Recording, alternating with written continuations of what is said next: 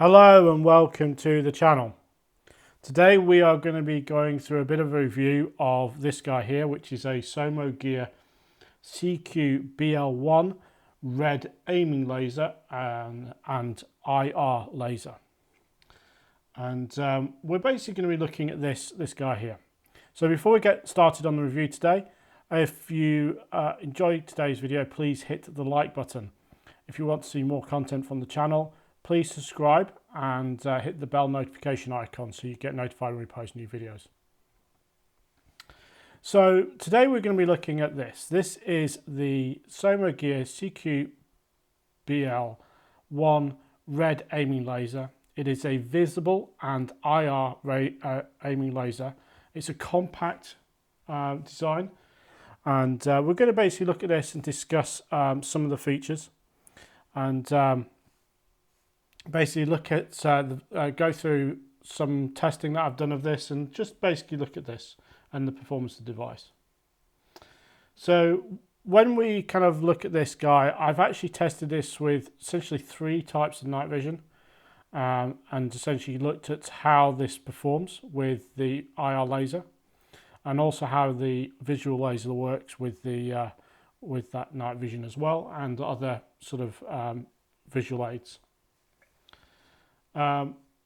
There is a green version of this laser, but this one that we're looking at today is the red version. So we talk about the red version, but there is a green version available of it. It is available in 2 colors, black and tan, and as I say, it's a compact design from Somogear. We'll also be looking at it in combination with this guy here, which is Somogear's dual pressure plate. So this has a pressure plate setup that you can add as an additional optional extra, which will plug into the aiming laser using this plug. It's also designed to work with their essentially M300 Scout torch, which is a compact torch, sort of like this guy here, which will basically plug in with this connector here. And you can essentially run both devices on a weapon system. So let's just sort of quickly go over the features of this guy. So first things first, it's a CNC 6063 aircraft aluminium body. I say comes in a couple of different types of black, anodized, and a sort of gold tan anodized version. It has fully adjustable windage and elevation, so these two here. It has an activation switch here. It also has two, the IR and the visual laser. So this is the integrated switch, but it also has this dual pressure pad switch that you can buy as an optional extra. But it does come with one of these, which is just a very simple push switch with a bit of double-sided Velcro tape, and that just fits onto the weapon and plugs in like so, and that will basically just go in there on any weapon that you're using. It's powered by a single CR123A battery. It has an integrated Picatinny mount, so this guy here will fit on pretty much anything with the Picatinny rail system. So effectively what we've got here is just a rail. It will fit on any rail system that you've got. It's pretty much compatible with any rifle that has that sort of Picatinny rail system. So some machine guns, it fits on an MP7, my CQBR, my QRF. It fits on my M4, my 416s. The only really sort of weapon system that it doesn't fit on is my MP5 SD, because it doesn't natively have a Picatinny rail. It packs a good deal of output power, so it's a good strong beam, and it's a pretty rugged and small aiming laser. It weighs 145 grams, and they say it's very, very robust thing. So in the package, when you purchase this, you get obviously the aiming laser, and by default you get the pressure pad. You also get this quite handy pouch. In the pouch you will have a bunch of things, some extra double-sided tape. I think those are for mounting.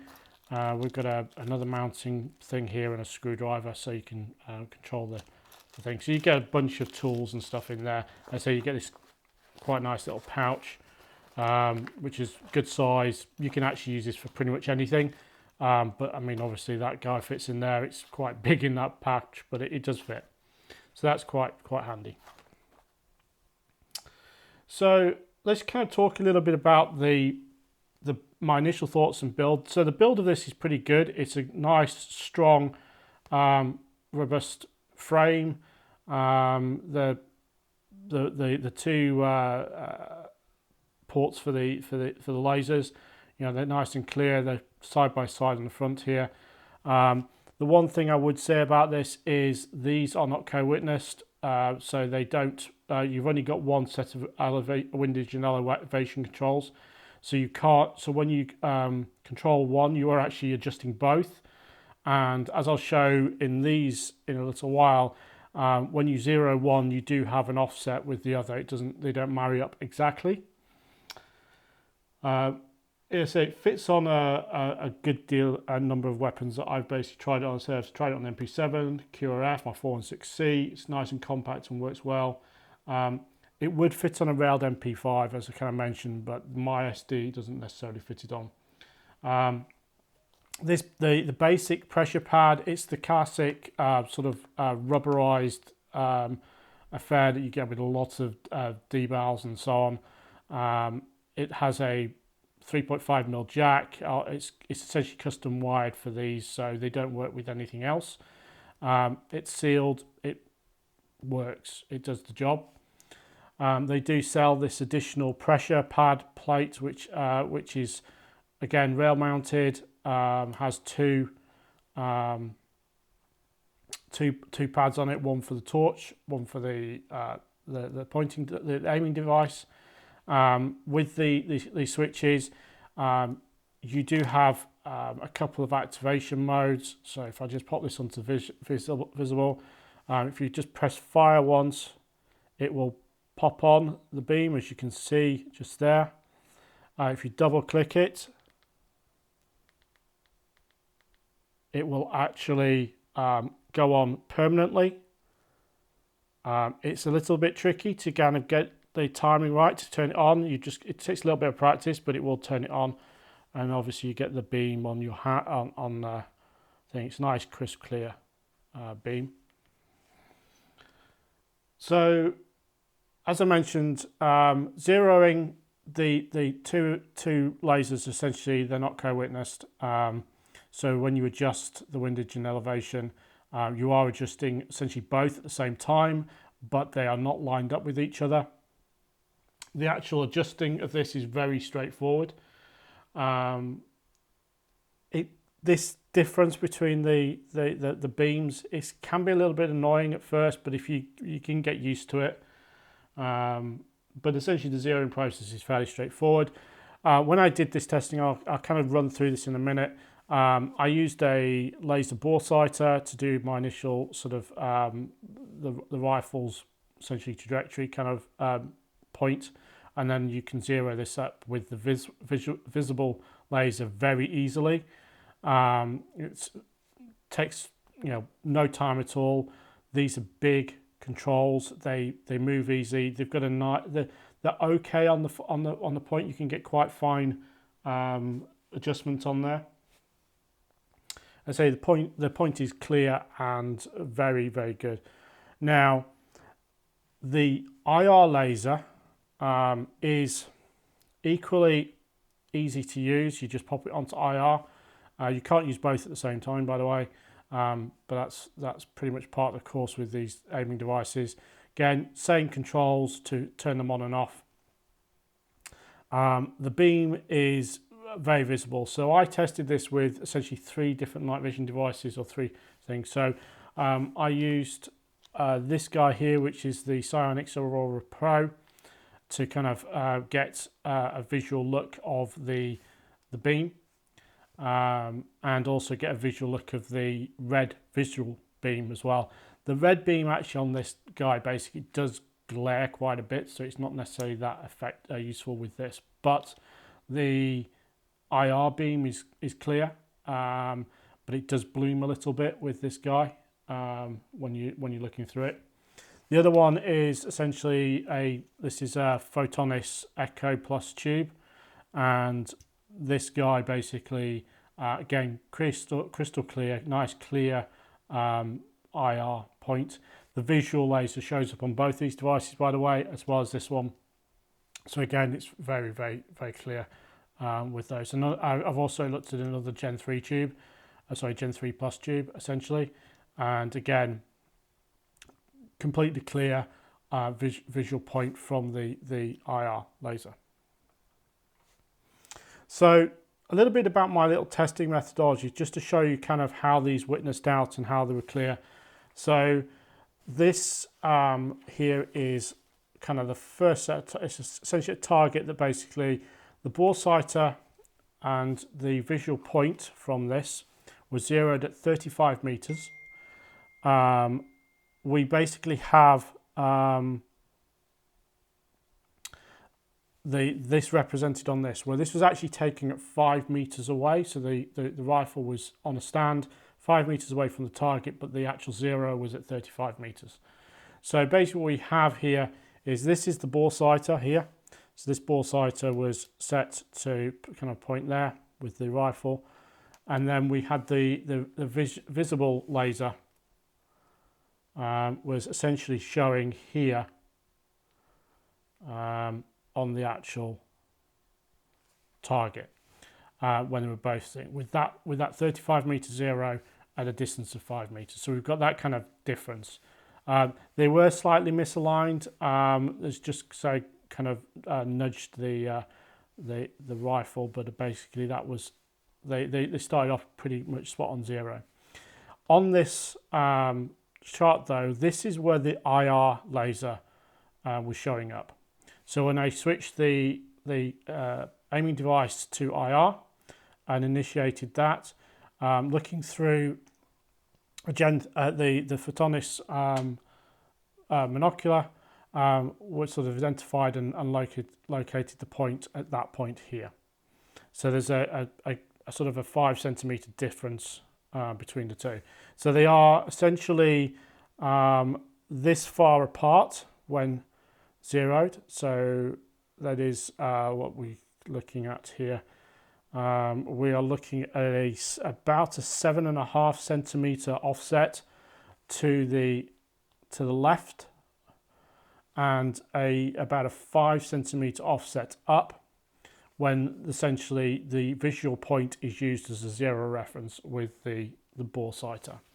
And this is kind of referenced a little bit more clearly here. And I'll talk about this mark here because there's a specific thing with this mark. It doesn't show up on this because of the way the zero was. It was actually just over here on the wall. That's weirdly enough. But we'll talk about that in a minute. So in this case, what I've done is the bore sighter was on the center where the cross is, and then the red laser was essentially zeroed on top of that. So this is a 5 meter zero, and it was done at 5 meters.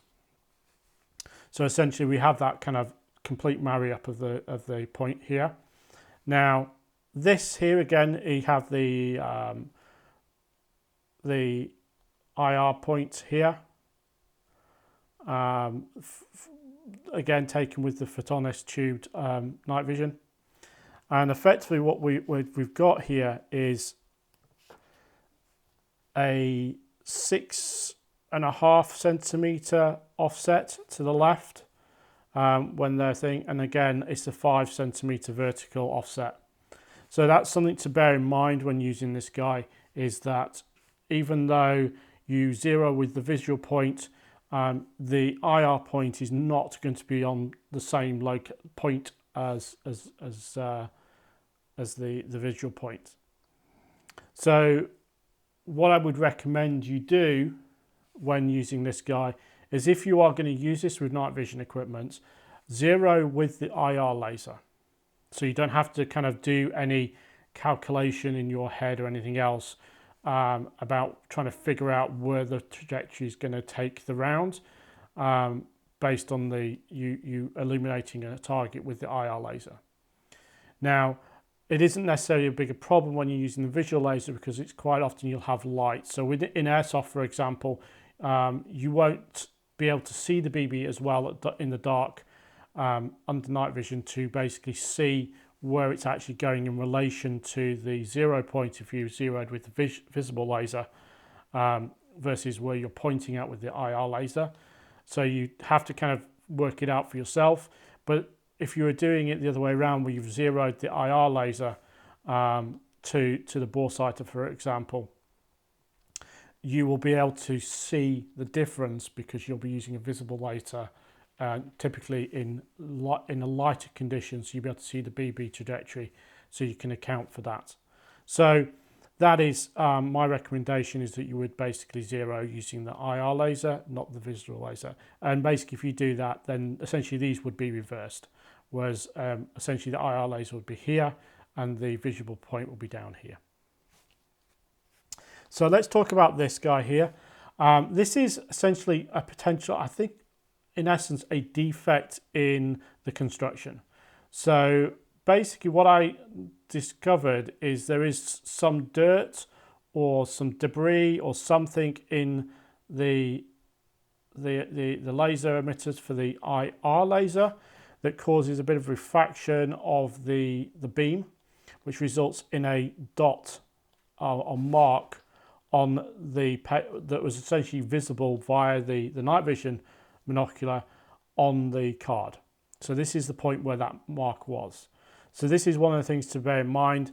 I've not had this with any other IR laser where this thing, so this is potentially just, I think, just a mark, and I do see a little bit of a mark on the glass on these. So it could be a mark, it could be a bit of a hair, it could just be something, debris in here that's causing essentially the light to reflect off in a non sort of uniform direction. So that's basically the CQBL-1 from Somogear. It's a nice compact unit. I bought this to go on essentially submachine guns. So an MP7, the QRF, that sort of thing. I think it will work quite nicely. I did test this out. I actually did all my testing on a M4, and it fit on there nicely. When I was using it in conjunction with this, it's low profile enough to not obscure the lens of this. For example, I was using this almost like a rifle scope, and it didn't really obscure the lens. It did sort of crop up there. If you were going to use it on any rail, what I could do, just kind of quickly show. The actual undoing and mounting of this is really straightforward. It's got a captive Picatinny rail thing here. So we just pop this on this sort of sample rail. This is just a 417 rail. It kind of just fits on quite neatly.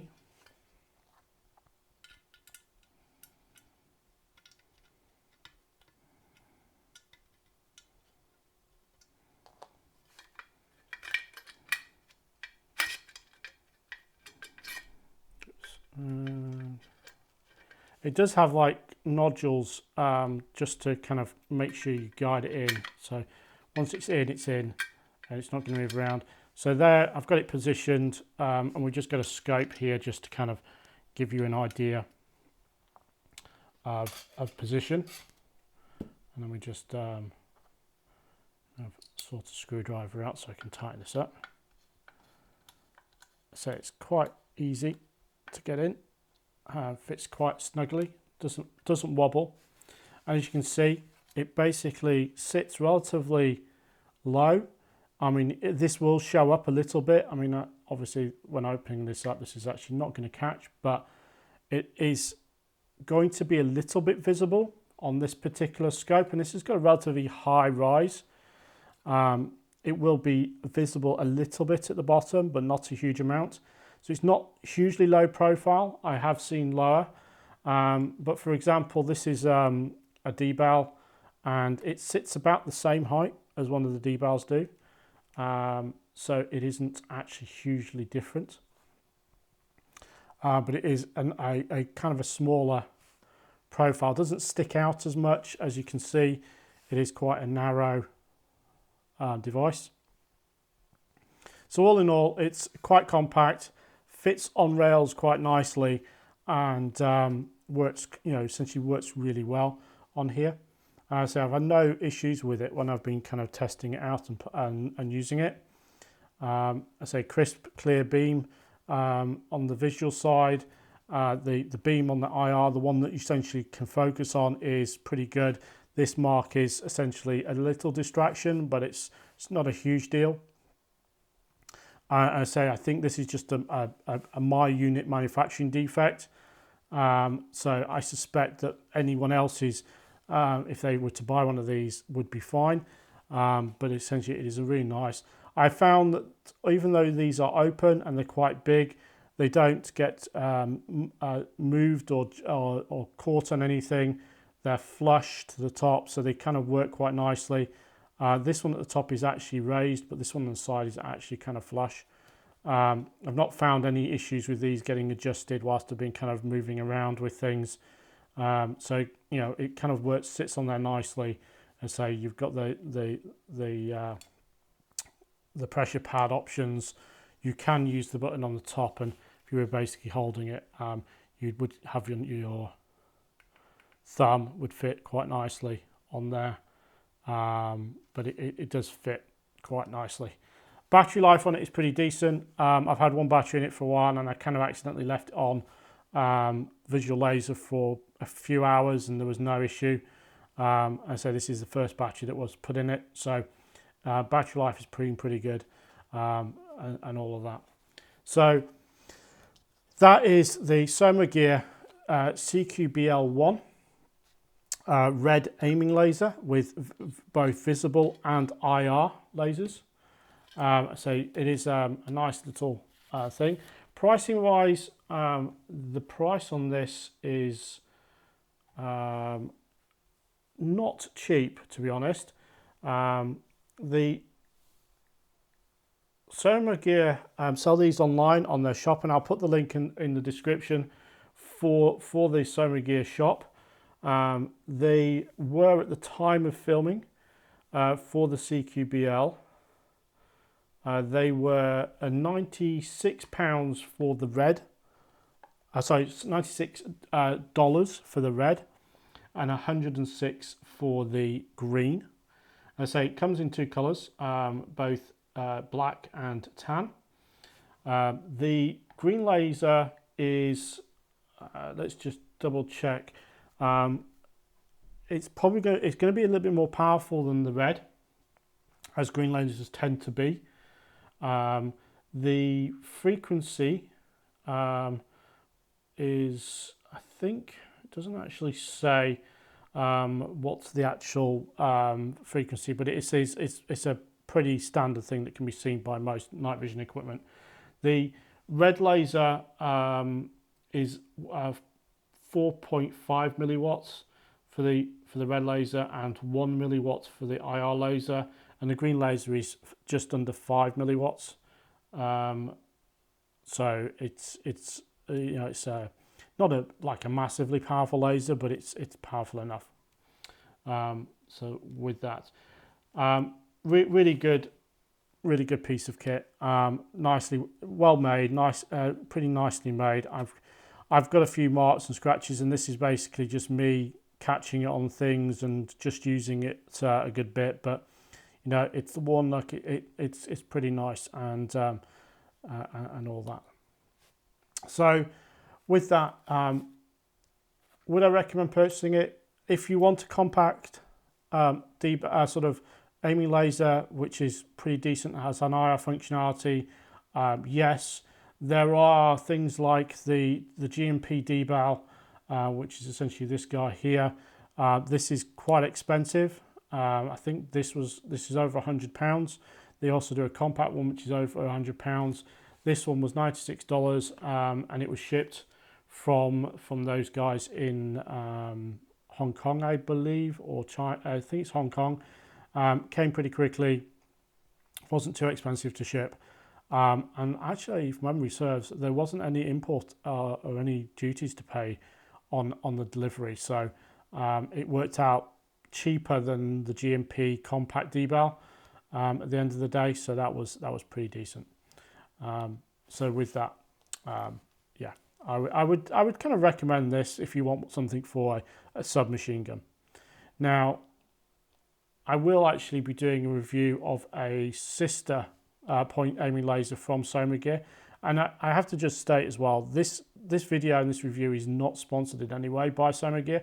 I paid for this, and I paid for the other one that I have acquired from them as well. So this is, quite a nice compact aiming laser. I'm going to be using this on probably an MP5 maybe, or the QRF, depending on which one I use more often. But essentially this is going to go on there. And I found, the switching, the pressure plate, they've all been pretty robust, and I've had issues with, for instance, the GMP ones, where this button here on the top has failed, and the pressure switch, because they don't do the pressure plate, the equivalent of this for this, it broke quite quickly. The one thing I would say about Somogear, if you do actually have one of these, they do make these pads in 3 options. They have one which works with their aiming lasers and their torch, but they also have one which works with the GMP devals. So if you by any chance have a GMP deval and are looking for a dual pressure plate, check out Somogear as well, because one of the build options for these is one that works with the GMP deval. And these are really well made. The switches are pretty good. I've given these a lot of clicking abuse to sort of test them out, and I've not had them fail, and they still work. Same on this guy here. I recommend this. It's a pretty nice piece of kit. So with that, thank you for watching. If you found today's video useful, please hit the like button. That will help us with the YouTube algorithm. And if you want to see more content from the channel, please subscribe. And don't forget to hit the bell notification icon as well. So with that, thanks for watching. And I will see you guys next time. Goodbye.